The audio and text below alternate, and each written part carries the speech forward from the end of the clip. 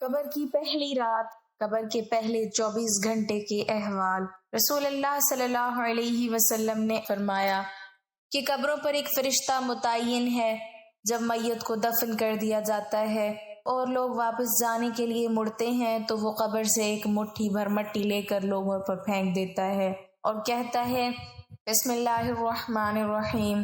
ایک مرتبہ ہمدان میں کسی شخص کی میت کو لوگ کاندھوں پر اٹھا کے لے جا رہے تھے کہ میں نے اسے برزخی جسم میں تابوت کے اوپر دیکھا، میرے علاوہ کوئی دوسرا اسے نہیں دیکھ رہا تھا۔ میں دیکھ رہا تھا کہ اسے کسی بہت ہی تاریک جگہ لے جا رہے ہیں۔ وہ کہنا چاہتا تھا کہ خدایا مجھے نجات دے، لیکن اس کی زبان سے لفظ خدا ادا نہیں ہو رہا تھا۔ میں اسے جانتا تھا، وہ بہت ہی ستمگر حاکم تھا۔ وہ لوگوں کو التماس کر رہا تھا کہ اسے نہ لے جائیں۔ ایسے حالات اس کو پیش آئے کہ ہم اسے درک نہیں کر سکتے ہیں۔ درد بھرے لمحات اور حیرانی کا ایک عجیب عالم ہے۔ پہلی رات وہی ہے جس میں میت دفن ہوتی ہے۔ قیامت کے برخلاف برزخ میں ٹھیک اسی دنیا کی طرح دن رات ہوتے ہیں، لیکن قیامت میں سورج، چاند، دن اور رات کا تصور ہی ختم ہو جاتا ہے، جبکہ برزخ میں ابھی بھی دن رات ہے۔ قرآن کریم میں فرعونیوں کے بارے میں آیا ہے کہ صبح شام ان پر آگ برسائی جاتی ہے۔ امام صادق علیہ السلام فرماتے ہیں یہ آیت برزخ کے بارے میں ہے کہ صبح شام کا ذکر کیا ہے، چونکہ قیامت میں دن رات کا تصور نہیں ہے۔ برزخ میں انسان کسی دوسری دنیا سے واقف ہو جاتا ہے، نئے نئے لوگوں سے ملاقات ہوتی ہے، اور پہلی رات اس عالم کی پہلی رات ہے۔ اپنے تمام تر ڈر اور خوف کے باوجود تاریک بھی ہے۔ کیا کسی میں یہ جرت ہے کہ اس تاریک قبر میں ایک رات کے لیے سو سکے؟ اب یہ شخص ایک طرف سے ایک اجنبی اور ناواقف عالم میں عجیب و غریب لوگوں سے ملاقات کے بعد چہرے انتہائی خوفناک اور ڈراؤنے ہوتے ہیں، اور اس کے ساتھ ساتھ ان لوگوں سے بچھڑنے کا غم جن کے ساتھ اس نے ایک زندگی گزاری ہے، یہ سب اسے ایک حیرانی اور پریشانی میں مبتلا کر دیتے ہیں۔ اسی لیے پیغمبر اکرم صلی اللہ علیہ وسلم کا فرمان ہے میت کے لیے سب سے المناک گھڑی قبر کی پہلی رات ہے۔ یہ وہی رات ہے جس میں اسے دفن کیا گیا ہے، لیکن ابھی تک اس نے اپنے آپ کو نہیں پایا ہے اور اس تنگ و تاریک جگہ میں نہیں رہنا چاہتا ہے۔ اس میں رہنے سے اسے خوف ہونے لگتا ہے۔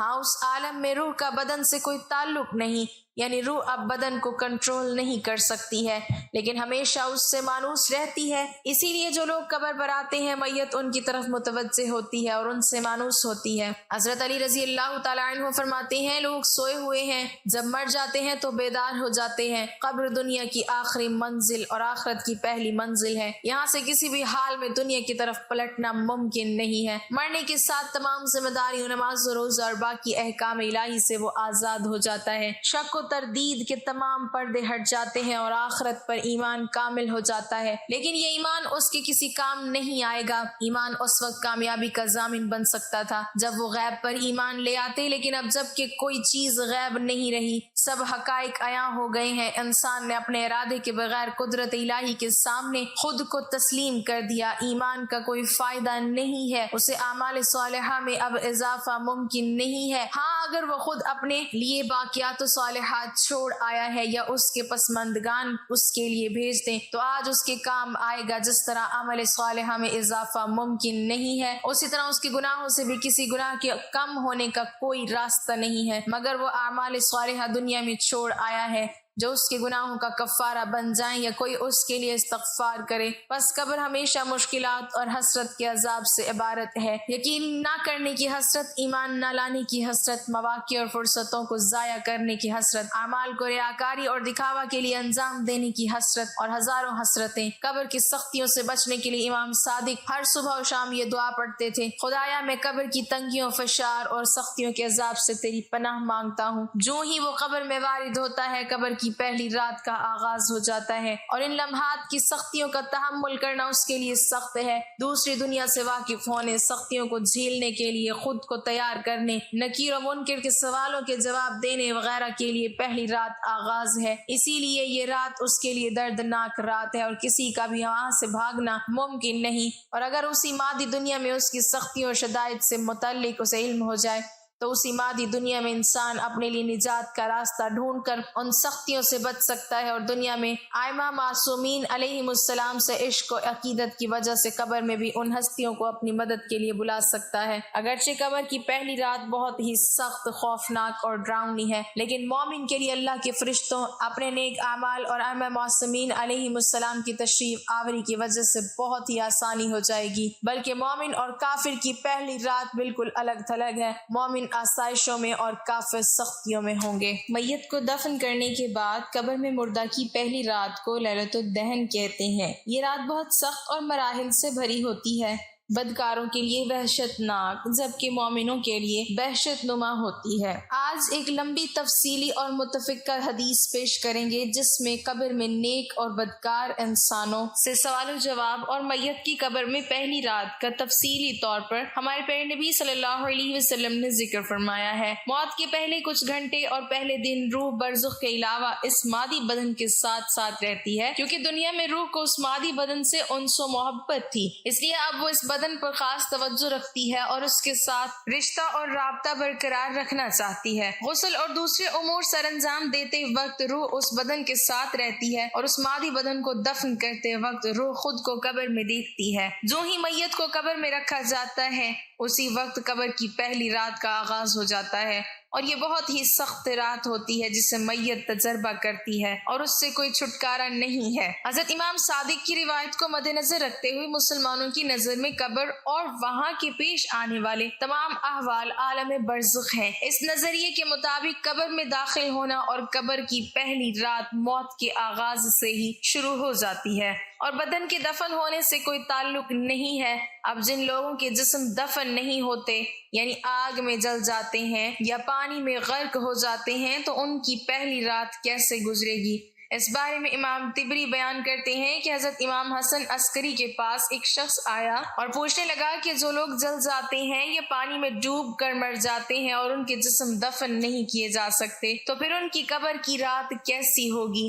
آپ فرمانے لگے، مرنے کے بعد کی حالت کا نام قبر ہے، چاہے مرنے والا جل جائے، دریا میں غرق ہو جائے، کوئی شیر وغیرہ نگل جائے، اس قبر کی کیفیت، عذاب و انعام کی کیفیت ہمیں نہیں بتائی گئی ہے، بس جس قدر ہمیں بتایا گیا ہے۔ اس لیے قبر کی نعمتیں یا تکلیفیں کیسے ملیں گی، اس کے بارے میں سوال کرنا بے سود ہے۔ سمجھنے کے لیے اتنا کافی ہے کہ رات میں جب ہم خواب دیکھتے ہیں تو اس میں ہم کہیں جا رہے ہیں، کسی سے بات چیت کر رہے ہیں، تو جسم ہمارے بستر پر ہوتا ہے اور روح کا تعلق ٹہلنے، کسی سے بات چیت کرنے سے ہوتا ہے۔ اسی طرح روح جو علیین میں چلی جاتی ہے اور جسم قبر میں رہتا ہے، تو ان دونوں کا لگاؤ اسی خواب کی طرح ہوتا ہے۔ جسم کہاں ہوتا ہے وہ اللہ ہی کو معلوم ہے۔ اب بات کرتے ہیں قبر کی پہلی رات کیسی ہوگی۔ حضرت برا بن عازب رضی اللہ تعالیٰ عنہ بیان کرتے ہیں کہ ہم حضور پاک صلی اللہ علیہ وسلم کے ساتھ ایک انصاری کے جنازے میں شریک ہوئے۔ ہم جب قبر پہنچے تو لحد تیار نہیں ہوئی تھی۔ لحد تیار ہو رہی تھی کہ ہم حضور اقدس صلی اللہ علیہ وسلم کے پاس بیٹھ گئے، جو کہ میت کے سرہانے بیٹھے تھے۔ ہم نے دیکھا کہ آپ صلی اللہ علیہ وسلم کبھی آسمان کی طرف دیکھتے ہیں اور کبھی لحد کے اندر دیکھتے ہیں جو کہ تیار ہو رہی تھی۔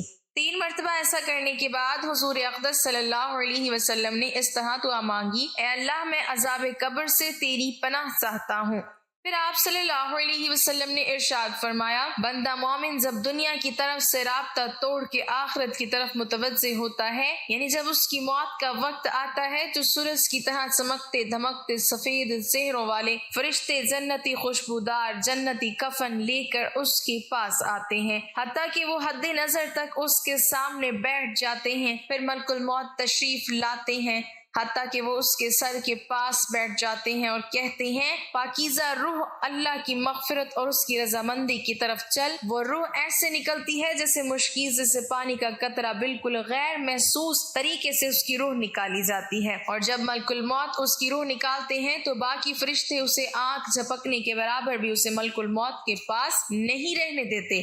بلکہ اسے فوراً اس کے کفن اور اس خوشبو میں لپیٹ دیتے ہیں جو جنت سے لائی ہوتی ہے۔ پھر اس کی روح کو لے کر بلند ہوتے ہیں اور فرشتوں کی جس جماعت کے پاس سے وہ گزرتے ہیں تو فرشتے پوچھتے ہیں کہ یہ کیسی خوشبو ہے، تو وہ اس کے دنیا کے ناموں میں سے بہترین نام لے کر بتاتے ہیں کہ یہ فلاں بن فلاں کی روح ہے، حتیٰ کہ وہ اسے آسمان پر لے جاتے ہیں اور اس کے لیے دروازے کھولنے کی اجازت طلب کرتے ہیں تو آسمانوں کے جو دروازے ہیں اس کے لیے کھول دیے جاتے ہیں۔ پھر ہر آسمان کے مقرب فرشتے اگلے آسمان تک اس روح کو عزت و احترام کے ساتھ لے کر جاتے ہیں، حتیٰ کہ اسے 7ویں آسمان تک پہنچا دیا جاتا ہے۔ تو اللہ تعالیٰ فرماتا ہے میرے بندے کا نام اعمال علیین میں لکھ دو۔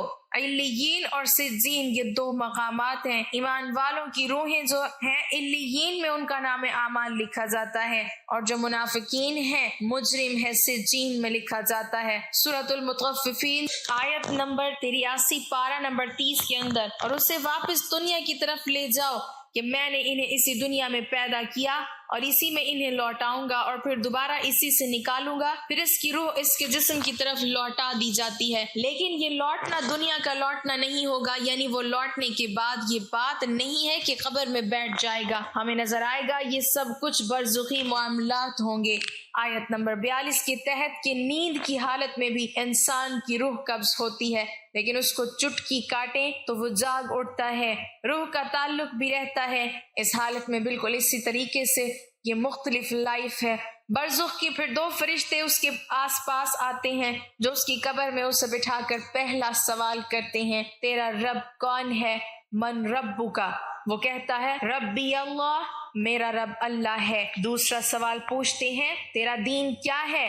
ما دینک؟ تیرا دین کیا ہے؟ وہ کہتا ہے کہ میرا دین اسلام ہے۔ پھر پوچھتے ہیں کہ وہ آدمی جو تم میں مبعوث کیے گئے وہ کون ہے؟ تو وہ کہتا ہے وہ اللہ کے رسول محمد صلی اللہ علیہ وسلم ہے۔ اب جب وہ 3 سوالوں کے جواب دیتا ہے تو فرشتے چوتھا سوال اس سے پوچھتے ہیں تمہیں کیسے پتا چلا، ان 3 سوالوں کے جواب تمہیں کیسے آئے؟ وہ کہتا ہے میں نے اللہ کی کتاب پڑھی تھی، میں اس کتاب پر ایمان لایا اور میں نے اس کے حق میں ہونے کی تصدیق کی۔ پھر آسمان سے آواز آتی ہے میرے بندے نے سچ کہا، اس کے لیے جنتی بچھونا بچھا دو، اسے جنتی لباس پہنا دو اور اس کے لیے جنت کی طرف سے دروازہ کھول دو۔ قبر کے اندر ہی جنت کا دروازہ کھل جائے گا، وہاں اسے ہوا کے جھونکے اور خوشبو بھی آتی ہوگی اور حد نظر اس کی قبر کو کشادہ کر دیا جائے گا۔ خوبصورت چہرے، خوبصورت لباس اور بہترین خوشبو والا ایک شخص اس کے پاس قبر میں آئے گا اور کہے گا اس چیز سے خوش ہو جا جو چیز تجھے خوش کر دے، یہ وہ دن ہے جس کا تجھ سے وعدہ کیا جاتا تھا۔ وہ شخص پوچھے گا کہ اے شخص تو کون ہے؟ تیرا چہرہ بھلائی لانے والا چہرہ ہے۔ وہ جواب دے گا میں تیرا عمل صالحہ ہوں، یعنی نیک اعمال ایک خوبصورت شخص کی شکل میں اس کی قبر میں آئے گا۔ تو پھر وہ شخص کہے گا اے اللہ، اے میرے رب جلدی کر، فوراً قیامت قائم فرما دے حتیٰ کہ میں اپنے اہل و عیال کی طرف چلا جاؤں، یعنی مومن کہے گا اے اللہ جلدی قیامت آئے، مجھے میرے اعمال کا بدلہ ملے، مجھ سے انتظار نہیں ہوتا، فوراً قیامت آ جائے۔ جب کافر، مجرم اور بدکار مسلمان شخص دنیا سے جاتا ہے تو آپ صلی اللہ علیہ وسلم نے فرمایا سیاہ چہروں والے فرشتے نازل ہو کر تا حد نگاہ اس کے پاس بیٹھ جاتے ہیں۔ پھر موت کا فرشتہ کہتا ہے کہ اے خبیث روح، چل اب اللہ کے غضب اور ناراضگی کی طرف۔ یہ سن کر روح چھپنے کی کوشش کرتی ہے اور پورے جسم میں پھیل جاتی ہے، تو وہ ملک الموت اس طرح اسے کھینچتا ہے جیسے لوہے کی سلاخ کو گیلے خون میں سے کھینچا جاتا ہے، اس کی نسیں اور پٹھے ٹوٹ پھوٹ جاتے ہیں، اس کی حالت ایسے ہو جاتی ہے جیسے دھنی ہوئی روئی میں سے کانٹے دار چھڑی نکالیں تو روئی کے گالے اس پہ پیوست ہو جاتے ہیں۔ پھر ملک الموت سے باقی فرشتے اس کی روح کو لے کر پلک جھپکنے کے برابر بھی وہاں رہنے نہیں دیتے، حتیٰ کہ وہ اسے بالوں سے بنے ہوئے کمبل میں لپیٹ لیتے ہیں اور اس سے زمین کے مردار سے نکلنے والی انتہائی بری بدبو نکلتی ہے۔ وہ اسے لے کر اوپر چڑھتے ہیں تو وہ فرشتوں کی جس جماعت کے پاس سے گزرتے ہیں تو فرشتوں کی جماعتیں کہتی ہیں یہ کیسی خبیث روح ہے؟ وہ کہتے ہیں یہ فلاں بن فلاں کی روح ہے، اور وہ اس کا دنیا کا انتہائی کبیر نام لے کر بتاتے ہیں، حتیٰ کہ اسے آسمانی دنیا تک لے جایا جاتا ہے۔ اس کے لیے دروازے کھولنے کے لیے درخواست کی جاتی ہے تو آسمان کے دروازے اس کے لیے نہیں کھولے جاتے۔ پھر رسول اللہ صلی اللہ علیہ وسلم ہم نے سورۃ الاعراف کی آیت 40 پڑھی کہ ان کے لیے آسمانوں کے دروازے نہیں کھولے جائیں گے، وہ جنت میں داخل بھی نہیں ہوں گے حتیٰ کہ اونٹ سوئی کے سوراخ سے گزر جائے گا۔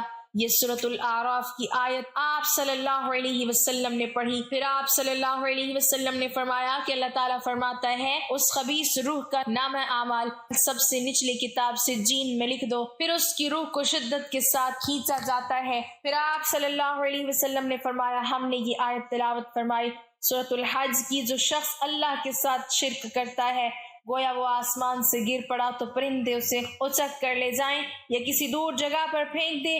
حضور صلی اللہ علیہ وسلم نے فرمایا پھر اس کی روح کو وہیں سے نیچے پھینک دیا جاتا ہے اور وہ اپنے جسم میں آ کر گرتی ہے، اور 2 فرشتے اس کے پاس آ کر اس سے پوچھتے ہیں تیرا رب کون ہے؟ اب اس سے بھی سوال ہوتا ہے، وہ حیرت زدہ ہو کر کہتا ہے ہائے افسوس، ہائے افسوس، میں نہیں جانتا، میں نہیں جانتا۔ پھر پوچھتے ہیں تیرا دین کیا ہے؟ وہ پھر حیرت زدہ ہو کر کہتا ہے ہائے افسوس، ہائے افسوس، میں نہیں جانتا، میں نہیں جانتا۔ پھر اس سے پوچھتے ہیں کہ جو شخص تم میں مبعوث کیے گئے وہ کون تھے؟